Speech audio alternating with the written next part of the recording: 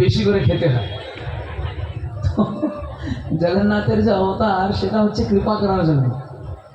জগন্নাথের অবতার কৃপা ছাড়া আর কিছু, ভগবান যে অবতারে আসুক না কেন, সে নৃসিংহদেব হোক, রামচন্দ্র হোক, वामन देव হোক, নিত্যানন্দ প্রভু হোক, চৈতন্য মহাপ্রভু হোক, কৃষ্ণ নিজে হোক বা যে কেউ হোক, সবাই কৃপা করেন, সব ঠিকই আছে। কিন্তু জগন্নাথ দেব দুটো হাত তুলে, দুটো বাহু তুলে ভক্তকে আলিঙ্গন করার জন্য দাঁড়িয়ে আছে। পুরীতে জগন্নাথ দেব 56 ভোগ খান। কতবার খান? 52 বার। কতবার ভোগ লাগে? 52 বার ভোগ লাগে। এত খেতে তিনি ভালোবাসেন। তো তিনি কি খাবার জন্য খিদে পেয়েছেন বলে এতবার ভোগ লাগে নাকি? না, জগন্নাথ দেব হচ্ছেন প্রেমের ভুখা। তিনি প্রেম পাইতে চান। ভক্তরা প্রেম সহকারে যখন সেবা করে সেটা জগন্নাথ দেবের খুব পছন্দ। সেই জন্য জগন্নাথ দেবের এই যে লীলা, জগন্নাথের রথযাত্রা মহোৎসব, এটা ওটা খুব বিশিষ্ট। কেন লীলা হয় হয়তো আপনারা শুনেছেন, আবার ছোট করে বলে দিই। কৃষ্ণ বৃন্দাবন ছেড়ে দ্বারকায় চলে যান, মথুরায় চলে যান, সেখান থেকে তারপরে বিয়ে টিয়ে করে দ্বারকায় চলে যান, সেখানে থাকেন। বৃন্দাবন থেকে যাওয়ার সময় তিনি প্রতিশ্রুতি দিলেন যে আমি নিশ্চিত ফিরে আসবো, কিন্তু ইনডেফিনিট, কোনো টাইম বলেননি, কোনো ডেট বলেননি, কবে আসবো কিছু বললেন, হ্যাঁ আমি আসবো আসবো, এটা বলে বাস ওখান থেকে হাওয়া হয়ে গেল। যখন কৃষ্ণ বৃন্দাবন ছেড়ে চলে যান, সমস্ত ব্রজবাসীরা অপেক্ষা করছেন, কৃষ্ণ এই ফিরে আসবে, কৃষ্ণ এখন আসবে, কৃষ্ণ এরপরে আসবে, এরপরে আসবে, তারপরে আসবে। আবার কৃষ্ণ অনেক বছর আসছেন না, তো উদ্ধবকে পাঠালেন। উদ্ধব গিয়ে সান্ত্বনা দিচ্ছেন সবাইকে, কৃষ্ণ আসবে, কৃষ্ণ আসবে। কৃষ্ণ আর ফিরে আসেনি। তো একবার কুরুক্ষেত্রে যুদ্ধের পর সমন্ত পঞ্চকে কুরুক্ষেত্রে একটা বিশেষ তিথি ছিল। সেই সময় সে সমন্ত পঞ্চক সরোবরে সবাই স্নান করার জন্য যেত। তো যত দ্বারকাবাসী, যত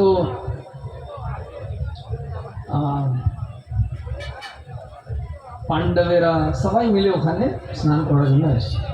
আর বৃন্দাবনবাসীরা খবর পেয়েছে যে কৃষ্ণ কুরুক্ষেত্রে আসছেন। তো কৃষ্ণকে দেখার জন্য সমস্ত ব্রজবাসীরা কোথায় চলে যান? কুরুক্ষেত্রে। আর কুরুক্ষেত্রে গিয়ে কি হয়েছে? সেখানে গিয়ে দেখছেন যে কৃষ্ণ এখানে আছেন। সমস্ত ব্রজবাসীরা কি বললো? হ্যাঁ কৃষ্ণ, তুমি কোথায় চলে গেলে? তুমি এলে না, আমরা তোমার জন্য অপেক্ষা করছিলাম, এটা সেটা ওটা। এখন জোর করে কৃষ্ণকে টেনে রথে করে নিয়ে যাচ্ছে। তো কৃষ্ণকে এই যে কুরুক্ষেত্র থেকে বৃন্দাবনে নিয়ে যাচ্ছেন কারা? ব্রজবাসীরা। তো জগন্নাথ দেবের রথযাত্রায় যারা যারা রথে ভগবানকে দর্শন করেছেন, যারা যারা টেনে নিয়ে যাচ্ছেন, তারা কার হয়ে কাজটা করছেন? শ্রীমতী রাধারানীর হয়। কেননা রাধারানীর ইচ্ছা ছিল যে এ নাহি মোর নন্দলালা। কেন? কৃষ্ণ রাজবেশে আছেন দ্বারকায়, রাজার মতো অস্ত্র শস্ত্র নিয়ে একদম, কিন্তু রাধারানীর সে গোপীদের সেটা পছন্দ হচ্ছে না।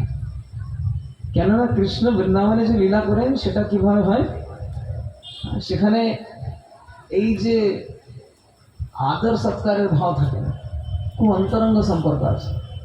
সেখানে রাজবেশ থাকে না, বনফুল মালা পড়ে। তো এইটা দেখার পরে সবাই ব্রজবাসীরা বললো যে আমরা কৃষ্ণকে নিয়ে যাব। আর বিশেষ করে কে নিয়ে যেতে চেয়েছে? সমস্ত গোপীরা। কেন নিয়ে যেতে চেয়েছে? যাতে সমস্ত ব্রজবাসীরা কৃষ্ণের সঙ্গে সঙ্গ লাভ করতে পারে, কৃষ্ণের সঙ্গে তাদের হৃদয়ের যে আদান প্রদান পরস্পর এটা করতে পারে। কেন? ভক্তি মানে কি জিনিস? শিল প্রভুপাদ ভগবদ গীতায় ভূমিকাতে লিখছেন। আচ্ছা, আগে জিজ্ঞাসা করে নিই, আপনাদের কার কার ভগবদ গীতা আছে এখানে? ভগবদ গীতা যথাযথ কার কার আছে? বেশ ভালো। ওটা কি যথাযথই আছে নাকি খুলে পড়েছেন মাঝে মাঝে? অনেক বাড়িতে আমি যাই তো যথাযথ দেখি, যথাযথ প্রভু যেমন কিনেছি তেমন আছে, আজ পর্যন্ত হাত দিইনি। সেরকম গীতা রেখে লাভ নেই। হ্যাঁ, গীতা আছে তো গীতাকে একটু খুলে মাঝে মাঝে পড়া উচিত, প্রতিদিন পড়া উচিত। তো ভগবত গীতাতে ভূমিকাতে শ্রী প্রভুপাদ একটা গুরুত্বপূর্ণ কথা বলছেন। প্রভুপাদ বলছেন ভক্তি মানে কি? ভক্তি মানে ভগবানের সঙ্গে একটি সম্পর্ক স্থাপন করা। কিসের সম্পর্ক? হ্যাঁ, এটা হচ্ছে প্রেমের সম্পর্ক। হ্যাঁ, তার ভিত্তিটা কি, বেসিসটা কি, ফাউন্ডেশনটা কি? তার ভিত্তি হচ্ছে সেবা। তাহলে আমরা যে ভগবানের সঙ্গে যুক্ত আছি কিভাবে বুঝবো? সেবা করার মাধ্যমে। যেমন কোনো চাকরি করতে যায়, তো চাকরি করার সময় প্রথম দিন কি সাইন করায়? প্রথম দিন গেলেই না একটা মোটা ডকুমেন্ট সাইন করতে দেয় না? কি বলে ওটাকে? Service agreement. যে আপনি এখানে চাকর, আমরা হচ্ছে মালিক, আপনি হচ্ছেন চাকর, সাইন করুন। না পড়ে সাইন করতে থাকে, পাতা পর পাতা অনেক পাতা ঘষে দেয়, সাইন করে দেয়। কি সাইন করছে? Service agreement.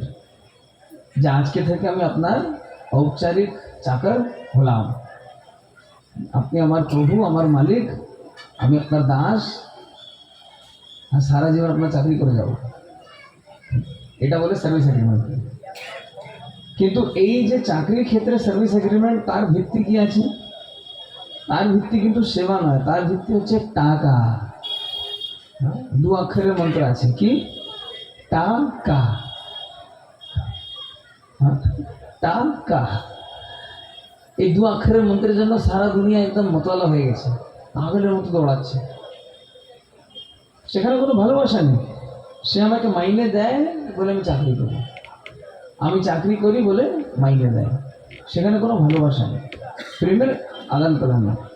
কিন্তু ভগবানের সেবায় কি তফাৎ আছে? ভগবানের আমরা যখন সেবা করি তখন সেখানে বেসিস কি আছে, ভিত্তি কি আছে? এগ্রিমেন্ট। কিসের এগ্রিমেন্ট আছে? চুক্তি করেছে না? কিসের চুক্তি আছে? এসে প্রেমের চুক্তি আছে। আর তার ভিত্তিটা কি? ভিত্তিটা হচ্ছে সেবা। তো আমরা ভগবানের সঙ্গে যে যুক্ত হয়েছি তার মূল ভিত্তিটা কি? সেবা, ভালোবাসা। তো প্রকৃত ধর্মের উদ্দেশ্যটা কি?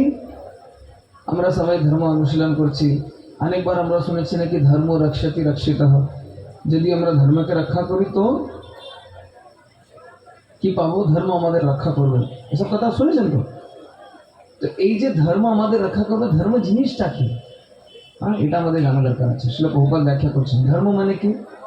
যেমন কোনো বস্তুর যে মূল প্রকৃতি বা তার মূল স্বভাব, যেটাকে সে বস্তু থেকে আলাদা করা যাবে না, সেটাকে বলা হয় তার ধর্ম।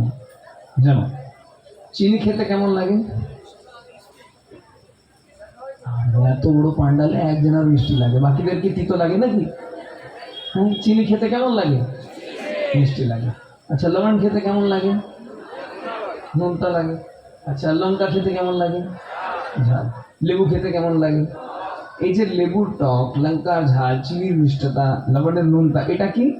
এটা তার স্বভাব, এটা হচ্ছে তার ধর্ম। এটাকে তার চেয়ে আলাদা করা যাবে না। যেমন এই যে লাইট লাগানো আছে, বাল্ব লাগানো আছে, বাল্বের ধর্মটা কি? আলো দেওয়া। যদি আলো না দেয় তাহলে কি বাল্ব বলবো? না। এই কুলারের ধর্মটা কি? ঠান্ডা বাতাস দেওয়া, বাতাস নয়, ঠান্ডা বাতাস দেওয়া। ঠান্ডা বাতাস যদি না দেয় তাহলে কুলার বলবো না, তখন ব্লোয়ার বলবো, ব্লোয়ার। কুলার বলবো না। কুলার মানে যেটা ঠান্ডা বাতাস দেয়, তো তার ধর্ম হচ্ছে ঠান্ডা বাতাস দেওয়া। প্রত্যেক বস্তুর কোনো না কোনো একটা স্বভাব আছে, ধর্ম আছে, রাইট? তো আমাদের শরীরটা কেমন? শরীরের স্বভাবটা কি? শরীরের স্বভাব হচ্ছে, শরীর হচ্ছে ক্ষণস্থায়ী। যেহেতু শরীর হচ্ছে ক্ষণস্থায়ী, শরীরের ধর্মটাও হচ্ছে ক্ষণস্থায়ী।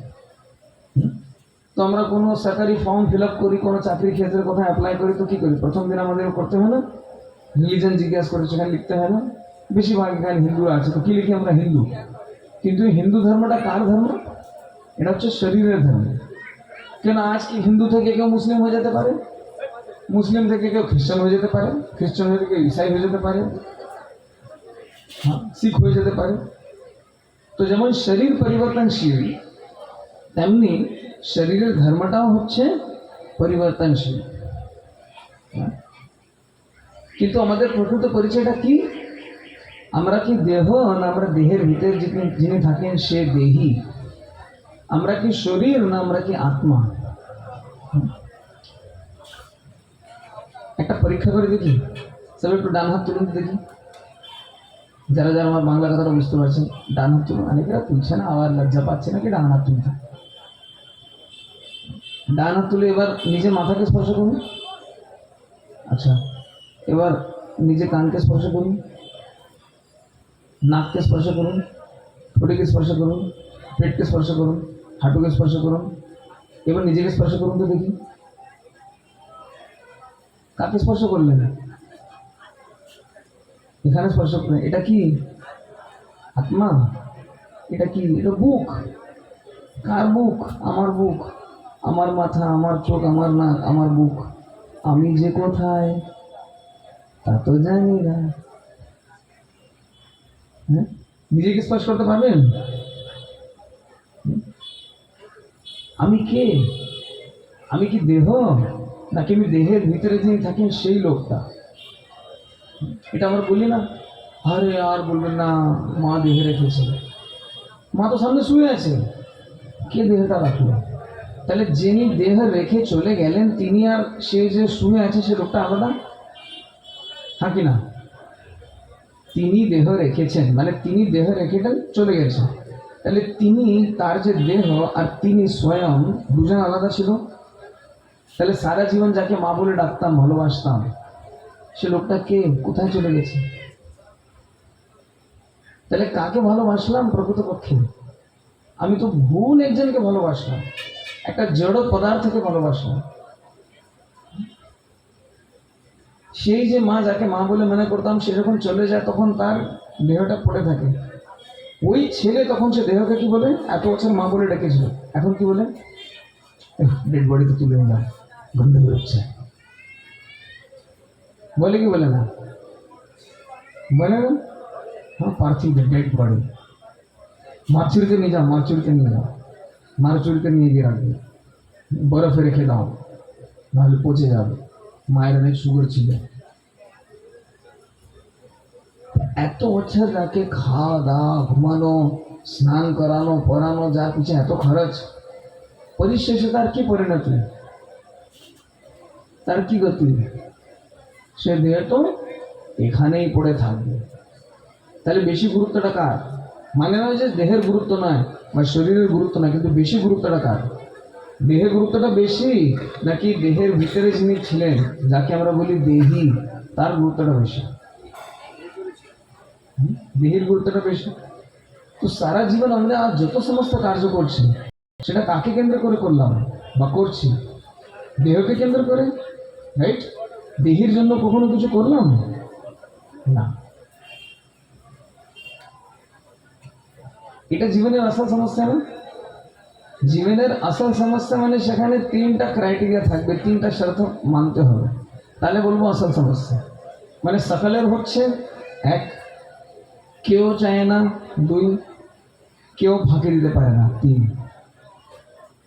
এই তিনটা শর্ত যদি পূরণ করে তাহলে বলা হবে আসল সমস্যা, রিয়েল প্রবলেমস। না হলে আসল সমস্যা হবে, যার হচ্ছে তার সমস্যা, আমার নেই তো। আপনার তো আপনার হচ্ছে, আমার তো নেই। এমন কোনো সমস্যা আছে যে সকালের হচ্ছে, কেউ চায় না, কেউ ফাঁকি দিতে পারে না? চিন্তা করুন, এটা হলো আসল সমস্যা। জন্ম মৃত্যু যা ব্যাধি, কার কার মৃত্যু হবে এখানে? অনেকেরা মৃত্যুর কথা শুনে ভয় পেয়ে গেছে, হায় হায় হায়, আমি হাত তুলতে চাই না। সবাই সবার মৃত্যু হবে তো? সবার মৃত্যু হবে। আচ্ছা, কেউ চায়? শুনেছি নাকি মরিতে চাই না সুন্দর ভুবন, অনেকের বাংলা প্রবাদ বাক্য আছে না, মরতে চায় না। আচ্ছা, কেউ মরতে চায়? এমন কেউ আছে? চায় না। কেউ ফাঁকি দিতে পারে? একবার একজন লোক জানতে পেরেছে যে তার মৃত্যু এসে গেছে, পুরো গায়ে গু মেখে নিয়েছে, যে দুর্গন্ধ বাইর হবে তাহলে ও যে আমরা এসে আমাকে স্পর্শ করবে। আর ভাই, গু মাখলে কি আমরা এসে আসবে না? এমন ঠেলা দেবে, একদম গিয়ে জলে পড়বেন, পরিষ্কার হয়ে বেরোবেন মারার জন্য। মৃত্যুকে ফাঁকি দেওয়া যায় না। বার্ধক্য, কার কার বার্ধক্য এসে গেছে? বার্ধক্য কষ্ট না? হাঁটু ব্যথা, মাজা ব্যথা, মনের ব্যথা, আর বলিস না, কি যে ব্যথা দেয় না। হ্যাঁ? খাবার হজম করতে পারি না, আগের মতো খেতে পারি না, হাঁটতে পারি না, দৌড়াতে পারি না। আগে এটা এটা করতাম, এখন আর পারি না। বার্ধক্য কষ্ট, হ্যাঁ কি না? সবার হচ্ছে তো? কেউ ফাঁকি দিতে পেরেছে? কেউ চায়? বার্ধক্য কষ্ট, মৃত্যু কষ্ট, রোগ ব্যাধি কি কষ্ট, হ্যাঁ কি না? সকালে হয়েছে এখানে করোনা ভাইরাস হয়েছিল তো এখানে। আচ্ছা, এখানে এমন এমন লোক আছে না যে 5 তলা বিল্ডিং এ ছিল, 3 বছর পর্যন্ত কোনোদিন নামেনি, উপর থেকে এসে সুতো থাইলা বেঁধে উপর থেকে ব্যাগ ফেলতো, টাকা থাকতো ভিতরে, ওখান থেকে বাজার হাট সব বসে বসে ওখান থেকে করে নিত। 3 বছর নামেনি বেটা, আর করোনা ভাইরাস ওই 5 মাত্রায় গিয়ে ধরেছে ওখানে। দেখেছেন এরকম একটা হয়েছে? 10 তলায় ধরেছিলাম। তাহলে কম বেশি সকালের কিছু না কিছু একটা রোগ ব্যাধি হয়েছে। সকালেরই হয়। কেউ ফাঁকি দিতে পারে না, কেউ রোগগ্রস্ত হতে চায় না। আসল সমস্যা, হ্যাঁ। তাহলে মৃত্যু কষ্ট, বার্ধক্য কষ্ট, জরা ব্যাধি কষ্ট, হ্যাঁ, রোগ ব্যাধি কষ্ট। আর কি কষ্ট? জন্ম নেওয়াটা, এটা কষ্ট কি না? কোথায় জন্ম হয় শিশুদের? সূতিকা গৃহে হয়। সূতিকা গৃহে একটা বিশেষ চেম্বার থাকে, সেটাকে কি বলে জানেন? Labour room. ওটা প্লেজার রুম নয়, মজার জায়গা নেই, লেবারের কাজ আছে। মা বাচ্চা অনেক সময় মারা যায়, এত লেবরিয়াস কাজ আছে। হ্যাঁ, এত কষ্টকর ব্যাপার। জন্ম নেওয়াটা কষ্ট নয়? যত মায়েরা এখানে আছে যারা বাচ্চাকে জন্ম দিয়েছেন তাদের জিজ্ঞাসা করো, হয়তো এখনকার পেট কেটে বার করে দেয়, তাতে কি কষ্ট নয়? হ্যাঁ, কষ্ট আছে। জন্ম নেওয়াটা কষ্ট, কেউ ফাঁকি দিতে পারে না। আমার তো মনে নেই, জন্ম তো হয়ে গেল, আমি তো জানি না। আর আপনি জানেন না মানে কষ্ট হয়নি? এটা কি কোনো তর্ক হলো? আপনার মনে নেই, আপনি জানেন না মানে যে আপনার কষ্ট হয়নি, তখন হয়েছিল তো নিশ্চয়। তো এটা হচ্ছে আসল সমস্যা, জন্ম মৃত্যু জরা ব্যাধি। তো আমাদের জীবনের প্রকৃত উদ্দেশ্যটা কি? এই আসল সমস্যা থেকে রেহাই পাওয়া। হয়তো লোন সবাইকে শোধ করতে হবে না, ঋণ শোধ করতে হবে না, হয়তো পরীক্ষায় সবাইকে পাস হতে হবে না, কিন্তু জন্ম মৃত্যু যারা ব্যাধি পরীক্ষা সবাইকে দিতে হবে। আচ্ছা, যে স্টুডেন্ট, যে ছাত্র ছাত্রীরা যারা সারা বছর পড়াশোনা করে না, তাদের পরীক্ষায় কি হয়? পরীক্ষার আগে তার কি লাগে? খুব আনন্দ লাগে না? আমি তো কিছুই পড়িনি, কেমন লাগে তার? ভয় লাগে না? ধুকধুক করে না? তাহলে কার ধুকধুক করে? যার পরীক্ষা প্রস্তুতি থাকে না। আচ্ছা, এই মৃত্যু পরীক্ষা কাকে কাকে দিতে হবে? সবাইকে দিতে হবে। আচ্ছা, পরীক্ষার তারিখটা জানা আছে কি? এক্সপায়ারি ডেট জানা নেই? পরীক্ষা যখন তখন হতে পারে। তাহলে কি প্রস্তুত থাকতে হবে? তো তো প্রস্তুতি কবে থেকে নেব? না না গোসাই, এখন সময় হয়নি, আমার একটু বয়স হোক, তারপরে আমি যাব। এটা কত লুজ আর্গুমেন্ট, কি ফালতু কথা। কবে মৃত্যু আসবে কারো জানা আছে কি? উনি মারা গেল, হায় বাবা, কালকে তো কথা বলেছে, এই তো কথা হলো, এই তো একসঙ্গে ঘুরছিলাম আমরা। হ্যাঁ, তিনি মারা গিয়েছেন? হ্যাঁ হ্যাঁ, যেমন উনি মারা গেছেন তেমন আপনারও মৃত্যু হবে একদিন। আগে একটু ফোন করে আসবে নাকি মৃত্যু, আমি আসছি, কিন্তু প্রস্তুত থাকবেন। না, আসছে না কিন্তু নোটিশ পাঠাচ্ছে ঠিক। হ্যাঁ, যেমন কারো বাড়িতে যদি কোনো ভাড়াটিয়া হয়, তো ভাড়াটিয়াকে ফাঁকা করার আগে তার নোটিশ পাঠায় না যে বাবা 1 মাস টাইম ডিউ, 1 মাস মধ্যে এখান থেকে বড়িয়া বিস্তার লপেটো, বেরাও, আর তোমার টাইম শেষ। নোটিশ পাঠায় না এরকম? তো আমাদের নোটিশ পাঠাচ্ছে না যমরাজ? কার কার চুল পেকে গেছে, এটা প্রথম নোটিশ। কার কার দাঁত ভাঙতে শুরু করেছে, এটা সেকেন্ড নোটিশ। কে এখন চোখে আগের মতো দেখতে পারে না, থার্ড নোটিশ। কার খাওয়া দাওয়া হজম হয় না, অনেকেরই আছে। 4 নম্বর নোটিশ। কত নোটিশ পর নোটিশ পাঠাচ্ছে, কিন্তু আমরা ওরা আরামে আছি। হ্যাঁ না, আমি খুব আনন্দে আছি। একরা একটা 12 তলা বাড়ি বানাবো, সেখানে খুব ভালো করে থাকবো। সকাল দুপুর বিকাল কেউ আসবে, আমি শুয়ে থাকবো, মুখে এরকম আঙ্গুর দেবে, এরকম অনেকেরা স্বপ্ন দেখে। হ্যাঁ, কিন্তু স্বপ্নটা কি পূরণ হয় কখনো? হলেও কিন্তু বেশিক্ষণ থাকে না। তো জীবনের আসল সমস্যাটা কি? জীবনের আসল সমস্যাটা হচ্ছে জন্ম মৃত্যু জরা ব্যাধি কষ্ট থেকে মুক্ত হওয়া। এখন প্রশ্ন হচ্ছে কি করে মুক্ত হবে? এই যে কষ্ট থেকে মুক্ত হওয়ার জন্য আমাদের কি করতে হবে? আমাদের এই জগন্নাথ দেবের মুক্তি করতে হবে। কেননা জগন্নাথ দেবকে স্বয়ং কৃষ্ণ। আর এটা হচ্ছে অধিরূঢ় মহাভাব। এটা কৃষ্ণের খুব একটা বিশিষ্ট স্বরূপ। টেকনিক্যালি এটাকে বলে অধিরূঢ় মহাভাব। মানে কি? মানে আমরা যেমন মঙ্গল আরতি, কারা কারা মঙ্গল আরতি করেছেন? মঙ্গল আরতিতে আমরা গাই না, महाप्रभो कीर्तन नित्य गीता वादित्रन्माद्यान् मनसुरसेना रोमाञ्चकं पाशुतरंग भाजो वंदे गुरो श्री चरणरविंदम। মানে মহাপ্রভুর যে এই কীর্তন নৃত্য গীত দেখে কি হয়? আপনার শরীরে রোমাঞ্চ আসে, কম্প আসে, অশ্রু আসে, অষ্টসাত্ত্বিক বিকার দেখা যায়। তো এই যে অষ্টসাত্ত্বিক বিকারের যে অতিরেক, তার যে চূড়ান্ত পর্যায়ে, সেটা কার মধ্যে দেখা দেয়? স্বয়ং ভগবানের মধ্যে। এটাকে বলে অধিরূঢ় মহাভাব। তো অধিরূঢ় মহাভাব সমন্বিত জগন্নাথ বলদেব সুভদ্রা এখানে দাঁড়িয়ে আছে। এটা কিন্তু 14 ভুবনে অন্য কোথাও দৃষ্টিগোচর হয় না, একমাত্র জম্বু দ্বীপে, ভারতবর্ষে, ভারতখণ্ডে, हाँ मेरुर दक्षिण पाशे बोले ना এই সংকল্প মন্ত্র নেওয়ার সময়, এটা সব জায়গায় দৃষ্টিগোচর হয় না 14 ভুবনে। মনে করবেন না, চলবেন না, আমি জানি, আমি দেখেছি, আমার বাড়িতে আছে না, এটাকে এত সহজভাবে নেবেন না। এটা খুব রেয়ার, বহুত দুর্লভ দর্শন, এটা সবাই পায় না। আমাদের খুব বিশিষ্ট সৌভাগ্য যে আমরা এই দর্শনটা পাচ্ছি। এই জগন্নাথ দেবের প্রসাদ পাওয়ার জন্য পার্বতী দেবী তপস্যা করেছিলেন।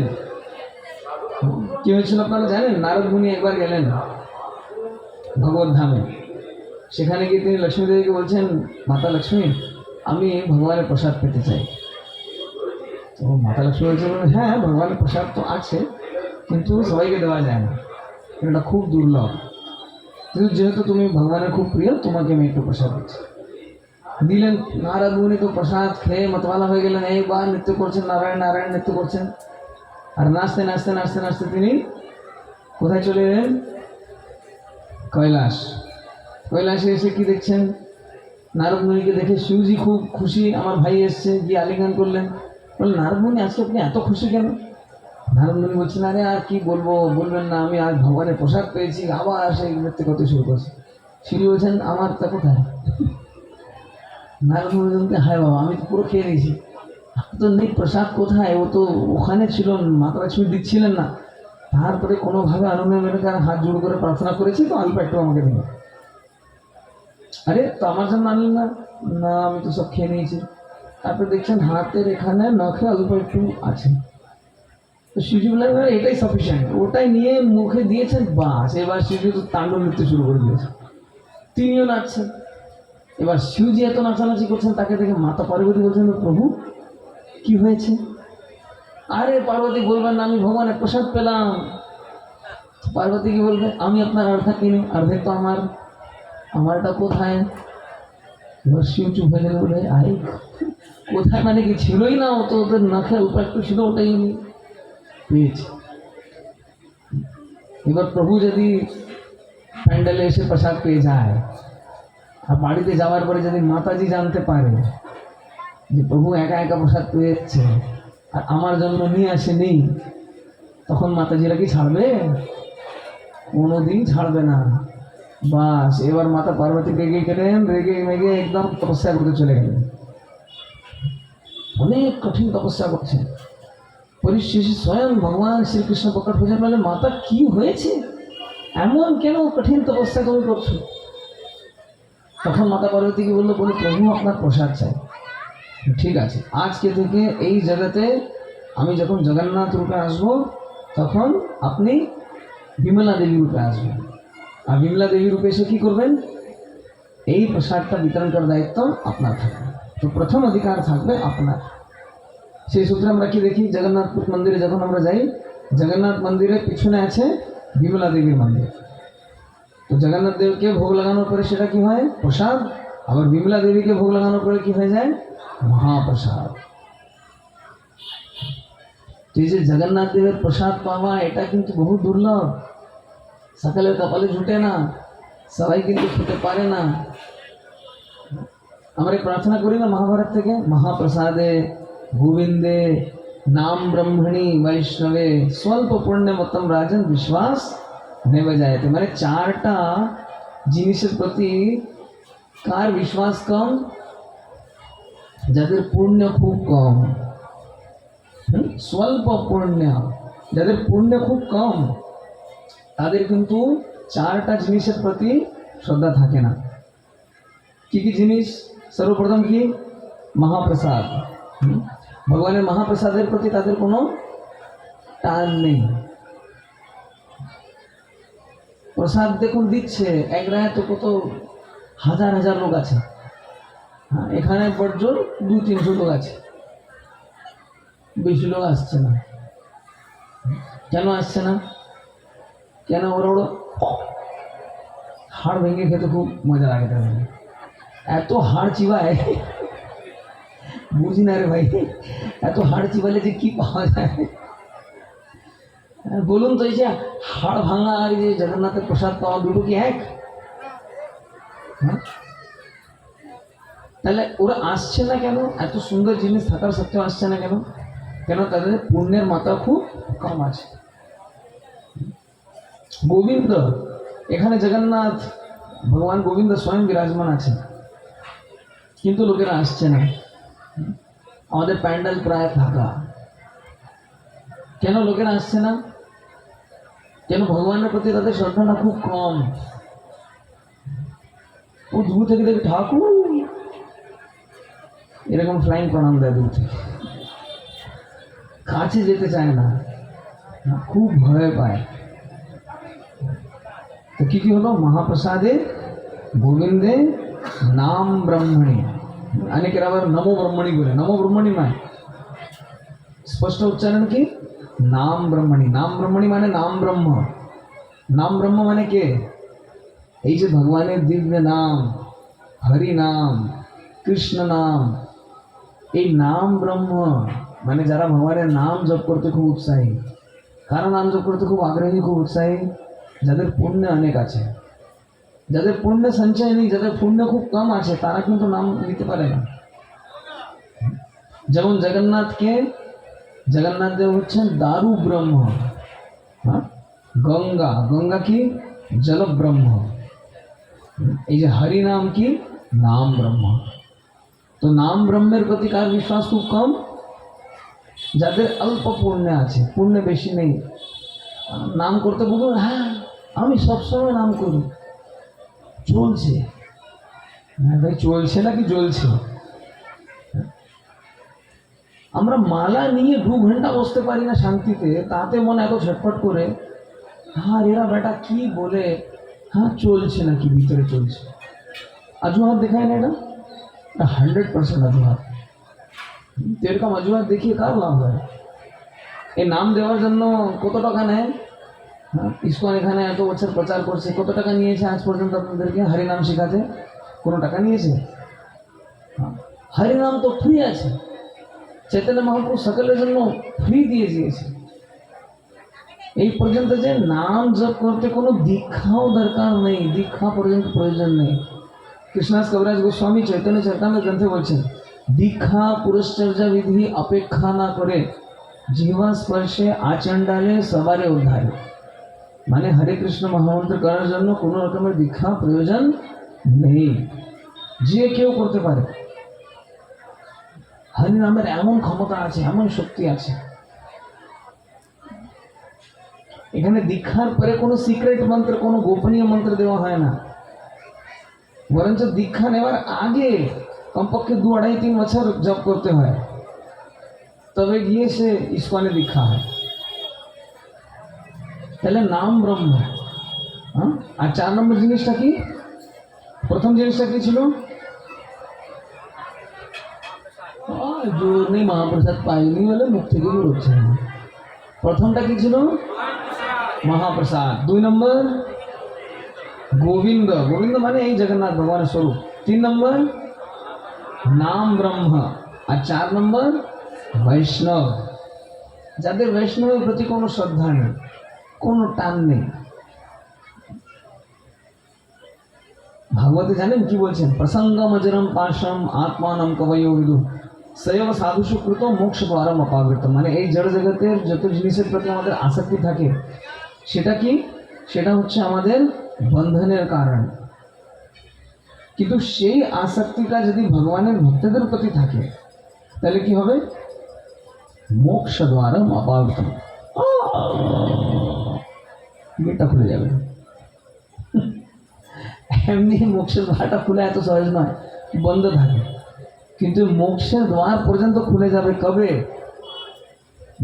যে এই জড় জগতের প্রতি আসক্তি আছে না, আমার ছেলে, আমার মেয়ে, আমার বাড়ি, আমার আমার আমার আমি আর আমার, সবসময় মানুষ এটা নিয়ে থাকে না। এই যে জাগতিক আসক্তি, এটা যখন ট্রান্সফার হয় ভগবানের ভক্তদের প্রতি থাকবে, বৈষ্ণবদের বৈষ্ণবীদের প্রতি থাকবে, তখন কি হবে? মোক্ষ দ্বারম অপাবৃতম, মোক্ষের দ্বারটা খুলে যাবে। মন থেকে বলছি না, একদম একদম ভাগবতে প্রমাণ আছে, শাস্ত্র থেকে প্রমাণ দিয়ে বলছি। তাহলে যাদের পুণ্য কম, তাদের 4টে জিনিসের প্রতি আস্থা থাকবে না। কি কি? প্রথমটা কি ছিল? মহাপ্রসাদ। 2 নম্বর গোবিন্দ। 3 নম্বর নাম ব্রহ্ম। 4 নম্বর বৈষ্ণব। স্বল্প পুণ্যে মতম রাজন, হে রাজন, যাদের পুণ্য খুব অল্প, বিশ্বাস নেওয়া যায়, তারা বিশ্বাস করতে পারে না। সেই জন্য এই যে ভগবানের প্রসাদ আপনি পাচ্ছেন, হ্যাঁ, ভগবান গোবিন্দ, ভগবান জগন্নাথের দর্শন যে পাচ্ছেন, নাম ব্রহ্ম, এই যে ভগবানের নাম করার সুযোগ পাচ্ছেন, এটা কিন্তু খুব দুর্লভ। বৈষ্ণব, এই বৈষ্ণব সঙ্গ পাচ্ছেন, এটা কিন্তু খুব দুর্লভ, সহজে পাওয়া যায় না।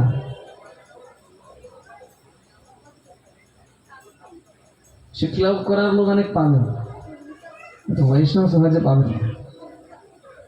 রাজনীতি করার লোক আরো বেশি পাবেন, বৈষ্ণব সহজে পাওয়া যাবে না।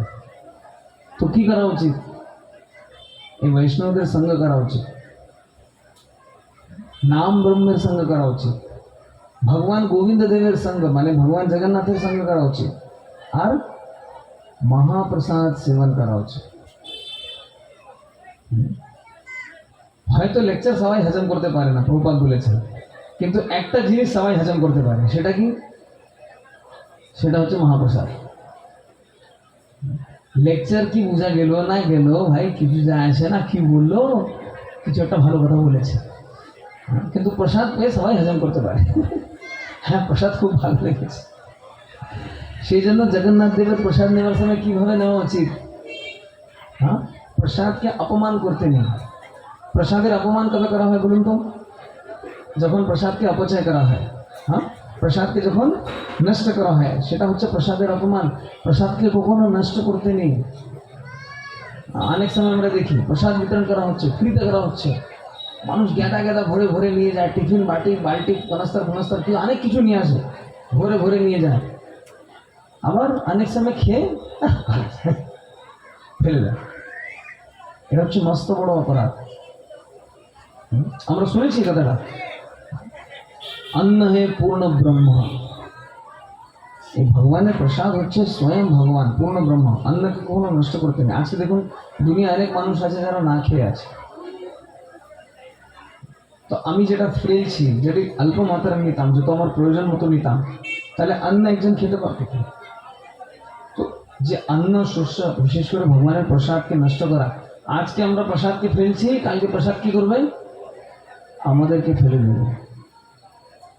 তো দুজনের দায়িত্ব আছে, যিনি প্রসাদ পাচ্ছেন কতটা নেওয়া উচিত, যতটা নিতে পারবে, আর যিনি পরিবেশন করছেন তারও দায়িত্ব আছে। ও সেবা দিয়েছে, ধুম করে দিলাম, দু গেলা ফেলে দিলাম, হ্যাঁ, আমি দুটো ভাত খাবো, বাস দিলাম, চারটা ভাত দিলাম, ও দুটো খাবে, আমি চারটা দিলাম, আর ও তো ক্ষমতা নেই বেশি খাওয়া, ও কি করবে? ফেলে দেবে, স্বাভাবিক। তো ভগবানের প্রসাদ কখনো অপচয় করতে হবে। ভগবানের প্রসাদ পাওয়ার আগে কি করা উচিত? ভগবানকে আর প্রসাদকে প্রার্থনা করা উচিত।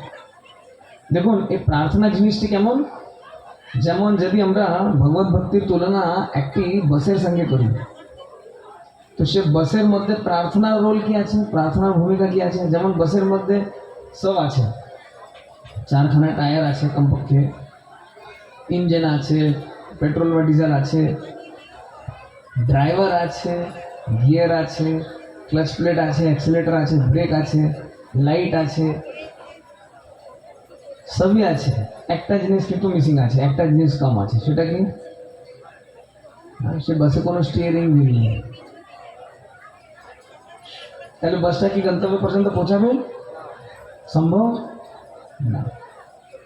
তদ্রূপ আমাদের ভক্তিতে আমরা সব করছি, হ্যাঁ, ভক্ত সঙ্গ করছি, প্রসাদ পাচ্ছি, ভক্তের সঙ্গে ঘুরতে যাচ্ছি, ধাম দর্শনে যাচ্ছি, মায়াপুরে যাচ্ছি, নাম জপ করছি, সবই করছি, কিন্তু প্রার্থনার ভাব নেই। যেমন স্টিয়ারিং হুইল কি করে বাসকে একটা দিক দর্শন করায়, একটা ডাইরেকশন দেয়, তদ্রূপ প্রার্থনা কি করে আমাদের ভক্তি জীবনকে একটা দিক দেখায়। তো সবই করলাম, কিন্তু মনের মধ্যে প্রার্থনার ভাব নেই, প্রার্থনার ভাবের অভাব আছে।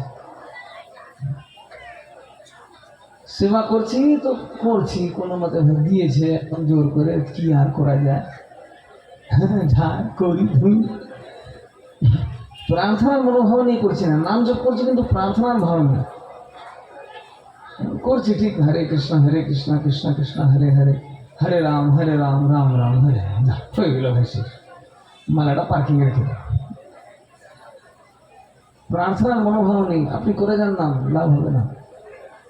নাম জপ করার সময় প্রার্থনার ভাব, প্রসাদ সেবা করার সময় প্রার্থনার ভাব, বৈষ্ণব সেবা করার সময় প্রার্থনার ভাব, যে কোনো কাজ করি প্রার্থনার ভাব, ভক্তি ভাব। এই যে ভক্তি যদি হৃদয়ের মধ্যে না থাকে, তাহলে যতটাই করি, যাই করি না কেন, সেটা কি হবে? বিফল। তাহলে আমাদের কি করা উচিত? আমরা ভগবানকে যখন দর্শন করি, ভগবানের সামনে নৃত্য করি, ভগবানের সেবা করি, বৈষ্ণবের সেবা করি, যাই করি না কেন, এসব করার সময় আমাদের মনের মধ্যে কি থাকতে হবে? প্রার্থনা মনোভাব নিয়ে কাজ করতে হবে। প্রার্থনা মনোভাব নিয়ে কাজ করি, তখন কি হবে? তখন দেখবেন হৃদয়টা না আনন্দিত হবে।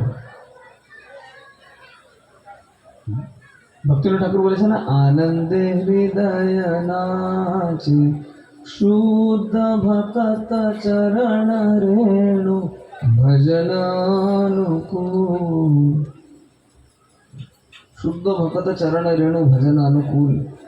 ভক্ত সেবা পরম সিদ্ধি প্রেম লতিকার মূল। আর ভক্তদের সেবা করা এটাই তো জীবনের মূল, এটাই তো পরম সিদ্ধি। হ্যাঁ, শুদ্ধ ভক্তদের চরণ রেণু নিয়ে মাথায় লাগানো উচিত। হ্যাঁ, এই যে কপালে আমরা যে লাগাই, এটা শুদ্ধ ভক্তের চরণ রেণু, এটা গোপী চন্দন। গোপী চন্দন মানে যেখানে গোপীরা হেঁটেছিল, যে জমিতে একবার কৃষ্ণের হেডেক হয়েছে, মাথা ব্যথা করছে, আর নারদ মুনি সেখানে ছিলেন। কৃষ্ণ তো বহু ছটফট করছে, মাথা ব্যথা করছে। নারদ মুনি বললেন, প্রভু আমি কী করতে পারি, আপনার এত মাথা ব্যথা হচ্ছে? তো কৃষ্ণ বললেন, কোনো শুদ্ধ ভক্তি যদি তার চরণের ধুলোটা দিয়ে দেয়, আর সেটা আমি মস্তকে ধারণ করলে আমার মাথা ব্যথাটা দূর হয়ে যায়। নারদ মুনি কি বললেন, ঠিক আছে, আমি তাহলে ঘি নিয়ে আসছি। নারদ মুনি কিন্তু বলেননি আমারটা নিয়ে নিন, নারদ মুনি কিন্তু নিজেকে শুদ্ধ ভক্ত মনে করেননি। তিনি গেলেন, যার কাছে গেলেন, বলে কৃষ্ণ খুব মাথা ব্যথা। বলে কি হয়েছে? হ্যাঁ, আপনার চরণের পায়ে ধুল দিয়ে দিন, তাহলে ওটা লাগালে, ভক্ত ধুলি লাগালে তখন আর মাথা ব্যথা হবে না। তো সে কি বলছে, না না না না না, আমি তো আমাকে নরকে মরতে হবে, আমার অপরাধ হয়ে যাবে, আমার নরক যেতে হবে, এমন হবে তেমন হবে। না না না না, কোনো মতেই না। দেখুন, যার কাছে যাচ্ছেন সে দিচ্ছে না, যার কাছে যাচ্ছেন কেউই তৈরি হচ্ছে না। এটা দেখে দেখে নারদের মাথা ব্যথা শুরু হয়েছে। এবার আমি কৃষ্ণকে কি দেবো, কৃষ্ণের সেবাটা কি করে করবো? পরিশেষে তিনি গোপীদের কাছে গেলেন। গোপীদেরকে গিয়ে বলছেন, দেখুন কৃষ্ণের তো খুব মাথা ব্যথা করছে, তো আপনারা যদি একটু চরণের ধুলোটা দিতেন। হ্যাঁ হ্যাঁ, কৃষ্ণের মাথা ব্যথা করছে, এক্ষুনি নিয়ে যান, আমরা হাঁটতে শুরু করলাম। নারদ মুনি অবাক হয়ে গেলেন, হ্যাঁ আমি এত লোকের কাছে গেলাম, সবাইকে বললাম, কেউ তো রাজি, সবাই বলছিল কি নরকে যেতে হবে, পতন হবে, অপরাধ হবে, এই হবে সেই হবে। গোপীরা বলছেন, না আমরা জানি অপরাধ হবে, নরকে যেতে হবে, কোনো গতি হবে না, কিন্তু কৃষ্ণ সন্তুষ্ট হবে তো, তাহলে আমরা নরকে যেতে রাজি আছি। তারপরে নারদ মুনি সে সমস্ত ধুলো একত্র করে নিয়ে এসছেন, কৃষ্ণকে দিলেন, কৃষ্ণ সেটা নিয়ে মাথায় দিলেন। সেটাই হচ্ছে তিলক।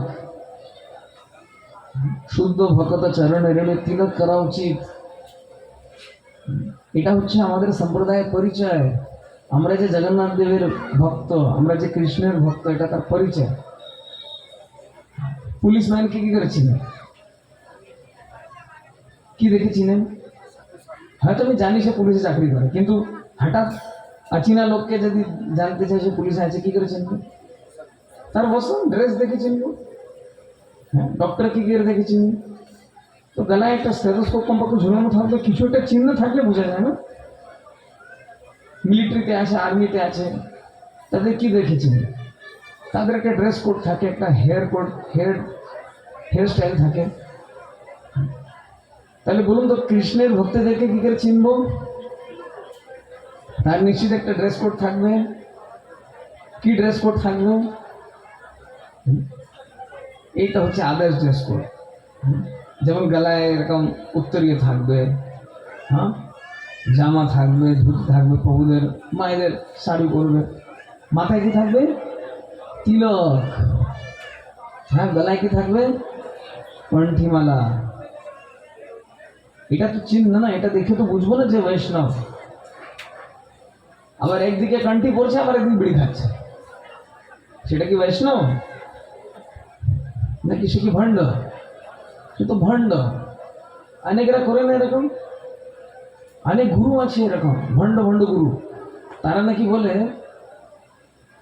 যখন খাবে না তখন এটা খুলে রেখে দেবে, তারপরে যা তোমার মন করে, আত্মাকে কষ্ট দিলে তো ধর্ম করা যায় না, খেয়ে নেবে, পেট ভরে খেয়ে নেবে, তারপর আবার মালা পরে নেবে। এটা হচ্ছে মানে ভণ্ডামের চূড়ান্ত পর্যায়ে। আরে আপনি খেতে চান তো এমনি খান না, তার জন্য আবার মালা খুলে পরে আরে নাটক করে কেন বলছে? কাকে ঠকাচ্ছেন? নিজেকে ঠকাচ্ছেন। ভণ্ড গুরু পাষাণ্ডিক যারা, তারা এরকম কথা বলে।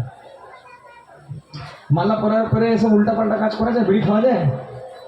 হ্যাঁ, বিড়ি খাওয়া কি ভালো? এটা ভক্তির পরিচয় না। অনেকক্ষণ হরে রাম করে নিয়েছে তো গলা শুকিয়ে গেছে, এত গলা শুকিয়ে গেছে, দুটো বিড়ি না টানি তাহলে আর আমার ভালো লাগবে না। অনেক আছে এরকম কীর্তন গ্রুপ, কীর্তনী 18 ঘন্টা অষ্টয়াম কীর্তন করে, কীর্তন করার পরে সবাই লাইন দিয়ে দাঁড়ায়, সবাই বিড়ি টানতে শুরু করে। আরে ভগবানের নাম নেওয়ার পরে আবার বিড়ি খালো কেন? এটা কোথাকার ধর্ম? এটা কি ধর্ম না, এটা হচ্ছে ভণ্ডামি। সেই জন্য আমাদের কি করা উচিত? আমাদের কখনো অধর্ম বা ছল ধর্ম অভ্যাস করা উচিত নয়। এটা হচ্ছে অধর্ম, ছল ধর্ম, লোক দেখানো ধর্ম। আসল ধর্মটা কি? আসল ধর্মটা হচ্ছে যে আমরা হচ্ছে ভগবানের দাস। আসল ধর্মটা হচ্ছে ভগবানকে জানা আর ভগবানকে ভালোবাসা। দেখুন, এখানে ভগবানকে জানিয়ে দেওয়ার জন্য এত অফিস, কাউন্টার, দোকান, কত কিছু আছে, কিন্তু লাইন দেখছি ও পিছনের দিকে পড়েছে প্রসাদের দিকে। হ্যাঁ, এখানে আর কেউ জীবন জিজ্ঞাসা সম্পর্কে কেউ জানতে চায় না। এখানে এত ভক্ত লাইন দিয়ে বসে আছে, আপনি প্রশ্ন করুন উত্তর পাবেন। ইনফ্যাক্ট এখন তো একটা বই বেরিয়েছে, প্রশ্ন করুন উত্তর পাবেন, যাতে মানুষ প্রশ্ন করে, জীবনের উদ্দেশ্য কি। এখানে এসছেন তার পিছনে তো উদ্দেশ্য আছে, উদ্দেশ্য ছাড়া তো আসেনি। উদ্দেশ্য ছাড়া কি কোনো কাজ হয়? এমনি সকালে মানুষ উঠতে পারে না, ভোরে উঠতে পারে না, কিন্তু যেদিন জানি আমাকে ট্রেন ধরতে হবে, ভোর 5টার সময় ট্রেন ধরতে হবে, তখন ঠিক 3টা 3:30 উঠে যায় না? কেন ওঠে? তার উদ্দেশ্য আছে। যে একটু একটু মোটা হয়ে গেছে, এখন সে রোগা হতে চায়, তো রোগা হতে পারে না কেন? কেন? কম খেতে পারে না। কেন কম খেতে পারে না? আরে খেলেও মরবো, না খেলেও মরবো, তাহলে খেয়ে মরি। মানুষ একটা উদ্দেশ্য খুঁজে পায় না যার জন্য সে রোগা হবে। হ্যাঁ, একটা উদ্দেশ্য, একটা কম্পেলিং, কি হবে, রোগা হলেও কি হবে, উদ্দেশ্য খুঁজে পায় না। যেখানে উদ্দেশ্য পেয়ে যায় ঠিক কাজ হাসিল করে। তো প্রত্যেক জিনিসের উদ্দেশ্য আছে। হ্যাঁ, এই শার্টের বোতামের পর্যন্ত উদ্দেশ্য আছে, এইটুকু প্লাস্টিকের টুকরো, এটা পর্যন্ত উদ্দেশ্য আছে। উদ্দেশ্য ছাড়া কিন্তু এই জায়গাতে কোনো জিনিস নেই। তো জীবনের একটা উদ্দেশ্য থাকবে। সে জীবনের প্রকৃত উদ্দেশ্যটা কি? জীবনের প্রকৃত উদ্দেশ্য হচ্ছে ভগবানকে জানা আর ভগবানকে ভালোবাসা। কি করে ভগবানকে জানবো? ওই 4টা জিনিস যেটা ভগবান বলেছেন, মহাপ্রসাদ। হ্যাঁ, মহাপ্রসাদ খেলে ভগবানকে জানবো। হ্যাঁ, গোবিন্দ জগন্নাথ এনাকে দর্শন করলে, প্রণাম করলে ওনাকে জানতে পারবো। হ্যাঁ, নাম ব্রহ্ম, নাম জপ করলে ভগবানকে জানতে পারবো। হ্যাঁ, আর বৈষ্ণব, এই ভক্ত সঙ্গ করলে তখন ভগবানকে জানতে পারবো। রাইট। তো সেই জন্য আমাদের কি করা উচিত?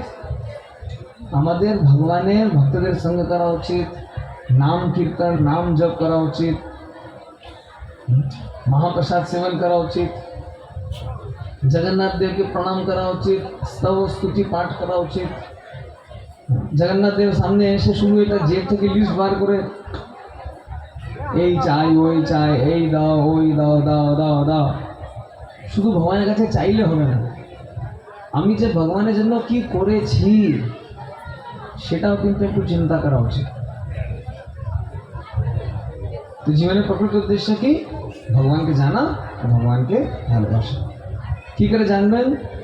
সে জানবার জন্যই শিল প্রভুপাদ অনেক কষ্ট করে এখানে অনেক গ্রন্থ লিখেছেন। সমস্ত গ্রন্থ এখানে আছে। সে গ্রন্থটা পাঠ করুন, তাহলে ভগবানকে জানতে পারবেন, ভগবানের পরিচয় পাবেন।